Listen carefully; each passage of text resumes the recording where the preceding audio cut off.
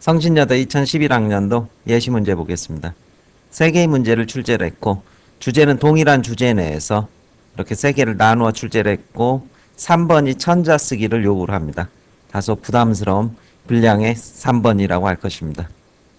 예시 문제의 핵심 주제로서는 학문의 목적과 대학의 사명에 대해서 출제를 했는데 이 학문의 목적은 많이 나오는 주제 중에 하나입니다. 그래서 학문이라는 것이 우리 기능적이고 도구적인 것인가 아니면은 보다 성찰적인 것이고 우리의 내면을 인격을 완성시키는 것인가 이런 학문의 여러 가지 성격들을 출제를 했는데 여기에는 좀 더 아주 넓은 의미에서 포스트 모더니즘의 담론이라는 배경 지식과 관련이 있습니다.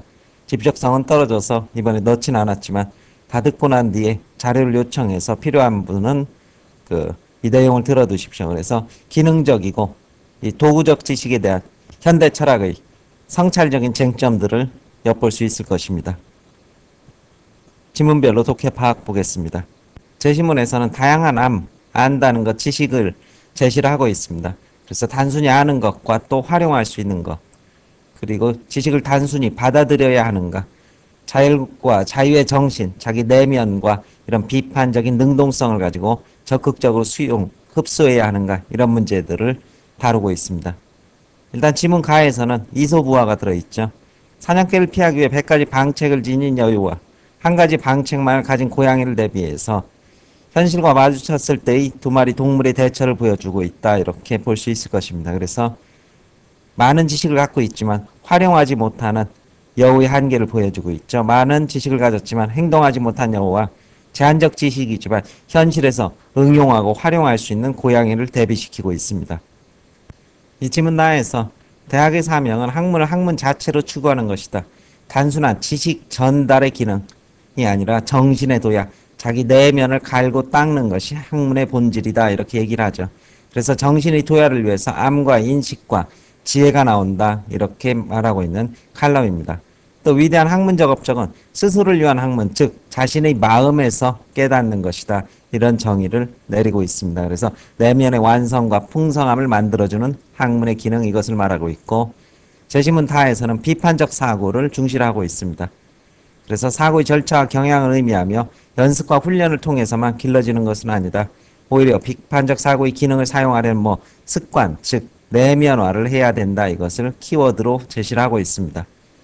따라서 비판적 사고의 기능을 수행하는 방법을 습득하는 암과 그 기능을 기꺼이 활용하고자 하는 차원의 암 이런 것들을 설명을 하고 있습니다.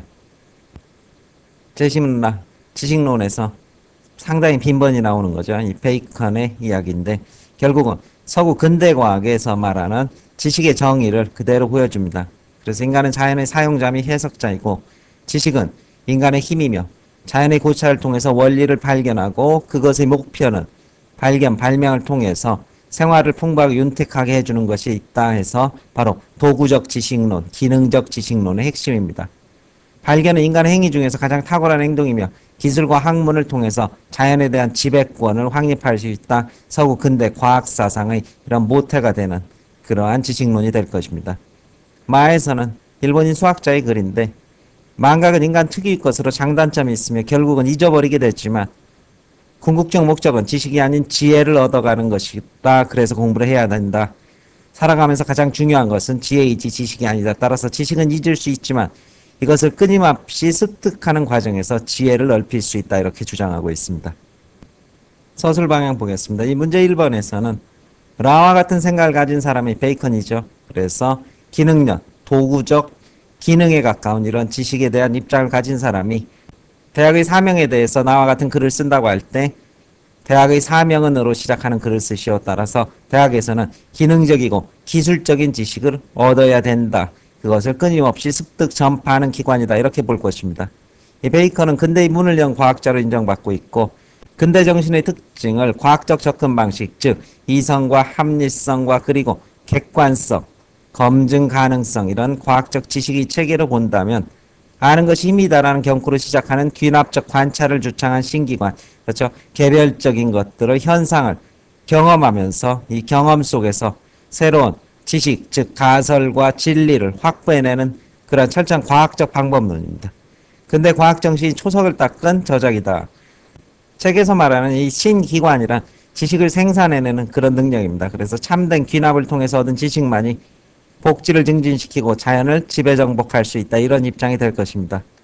따라서 이 관점을 그대로 적용해서 본다면 대학의 사명은 일상적으로 보이는 자연의 질서를 관찰하고 고찰한 것을 통해서 지식을 축적함으로써 인간의 자연에 대한 지배권을 확장시키는 과정이다. 이 과정에서 자연에 흔하게 있다고 생각하는 것들에 대한 발견과 발명을 통해서 인간 생활을 풍부하고 윤택하게 하는 것이 있다. 즉 지식이라는 것은 하나의 기능과 도구로서 우리 삶을 보다 풍요롭게 향상시키는 이러한 도구적 측면의 것들이고, 이것을 위해서 우리는 과학적이고 객관적 지식을 대학에서 어떻게 습득하고 전파함으로써 현실에 적용해서 인간 삶 그 자체를 보다 확대시키는 데 기여해야 한다. 이러한 관점의 글, 즉 기능과 도구론에 입각한 그러한 글을 써주시면 될 것입니다. 2번 보겠습니다.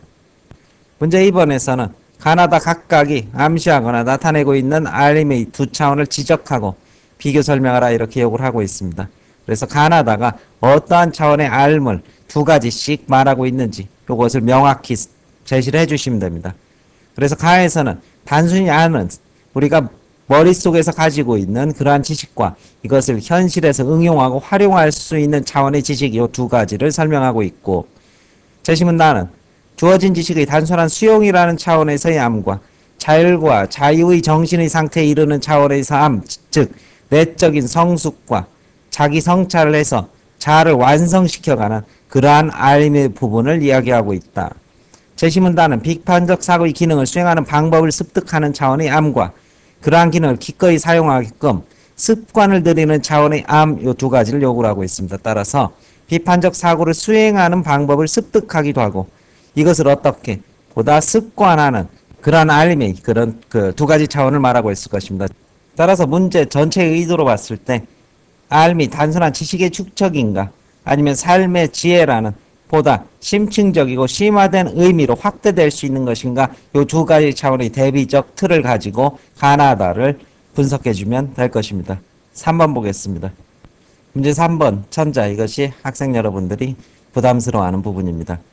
지문을 모두 이용해서 학문의 목적은 지혜를 얻기 위함이다라는 마 주장의 긍정과 부정을 피력하고 자신의 견해 따라서 앞부분이 한 400자에서 300자 그리고 자신의 견해를 600자 내로 충분히 써주셔야 될 것입니다. 제신마에서는 왜 배우는가, 공부하고 나면 시간이 지나면서 잊어버리고 실생활에선 또 쓰이지 않는 것들을 왜 공부하느냐 이런 의문을 제기한 뒤 거기에 대해서 지혜를 얻기 위해서라고 말합니다. 그래서 배운 것을 잊어버리더라도 눈에 보이지 않는 지혜가 쌓이고 결국 이것은 낭비가 아니므로 많이 배우고 많이 잊어버리고 다시 공부를 함으로써 정신의 지혜를 조금씩 키워나간다는 그러한 주장이 될 것입니다. 따라서 이러한 입장은 지식의 축적은 그 자체가 목표가 아니라 배움을 통해 인생의 지혜를 끊임없이 확대시킨다는 그런 관점입니다. 따라서 보다 성찰적이고 반성적인 그런 지식이 되지만 자칫 이것은 지식이 갖고 있는 기능과 도구의 기능 그리고 이런 부분을 간과하면서 자칫 공허하고 추상적인 그러한 지식으로 흘러갈 수 있을 것입니다. 사실 우리 지식이라는 것은 직접적으로 현실의 문제를 해결하는데 상당히 많은 주안점을 두고 있습니다. 그러한 수학과 공학 그리고 여러 가지 자연과 이것들은 우리가 그것을 지혜를 얻는 것 못지않게 현실의 직접적인 응용을 통해서 인간 삶을 보다 구체적으로 확대시키고 윤택하게 만드는 그런 지식의 실질적인 기능을 간과한 채 단순히 어떻게 지혜라는 좀 더 막연하고 추상적 의미로 지식을 국한시킨다 이런 한계가 있을 것입니다. 따라서 이러한 입장은 지식이 갖고 있는 성찰적이고 반성적인 우리 내면의 사유를 확대시키는 그러한 지식의 특성을 잘 보여주면서도 구체적인 현실의 문제에서 공허한 지식이 공허하고 무의미하다는 그런 식의 사고로 빠질 수 있다는 것이 긍정과 부정적 측면이 될 것입니다. 자, 이러한 입장에 대해서 대비적으로 이 베이컨 등의 주장이 나오면서 이제 자기 견해 부분에 대한 논점이 형성이 되는 겁니다. 베이컨의 주장처럼 경험과 발견 등 알림의 궁극적 목표는 지식의 축적으로 본다. 따라서 자연과학적 지식의 축적을 통해서 근대화가 이루어졌고 학문의 목표도 성찰이나 지혜로운 삶이 아니라 인류의 복지 증진이란 이러한 주장입니다. 따라서 아주 구체적이고 실질적이지만 이러한 지식 그 자체는 지식이 지나치게 도구화되면서 방향성을 상실할 수 있을 것입니다. 우리는 자연과학의 이런 도구적 기술을 그리고 도구적 학문을 급속도로 발전시켰지만 그로 인해서 어떻게 환경의 문제라든가 인간 소외의 문제라는 또 다른 문제 등이 파생되게 되었습니다. 따라서 이런 부분은 단순히 기능적 지식이 해결할 수 있는 게 아니라 성찰적이고 반성적 지식의 활용을 통해서 지식 그 자체를 한 번 더 검토해보고 우리를 되새겨볼 필요가 있다는 그런 논점이 제기가 될 것입니다. 따라서 이 두 가지 대립적 논점 내에서 학생들의 입장을 서술하라 이러한 논점 제기를 토대로 이제 600자 후반부 완성을 해주셔야 될 겁니다. 따라서 분량이 600자에 이르는 만큼 간단한 예시 이런 것들 토대로 논의를 전개할 때 글이 좀 더 풍부해질 수 있을 것입니다. 저는 유전공학과 인간복제기술을 예로 들었습니다. 이것은 베이컨이 말하는 대로 우리가 끊임없이 자연의 원리나 섭리를 파헤치고 그것을 통해서 의학의 발달, 그렇죠? 그 다음에 유전자 조작을 통한 식량의 확대 이런 것들에 기여할 수 있는 부분이 분명히 있지만 이러한 인간복제까지 나아가는 순간 우리는 어떻게 가치라는 인간 존엄의 가치라는 가치관을 잃어버린 채 학문이 순수한 완벽한 도구로서만 기능하게 될 때 가져오는 이런 윤리적 한계, 그 다음에 삶의 가치의 한계를 필연적으로 직면할 수밖에 없을 것입니다. 따라서 이러할 때 우리가 어떻게 이 지식 그 자체를 한 번 더 성찰해보고 그것의 의미와 방향성을 같이 논의하는 그러한 성찰적 자세가 동시적으로 요구된 것이다. 이렇게 절충적 그런 통합서술이 가능하게 될 것입니다. 따라서 우리는 어떻게 역사학 등 인문학을 공부하는데 이러한 것들은 실제적으로 우리에게 구체적인 이러한 지식 그것을 주진 않습니다. 하지만은 선인들의 삶을 통해서 삶의 지혜랑 이런 것들 삶의 과정들을 우리가 습득하고 완성하는 과정으로서 바로 인문학 등 이러한 학문들의 영역이 있는 것이다.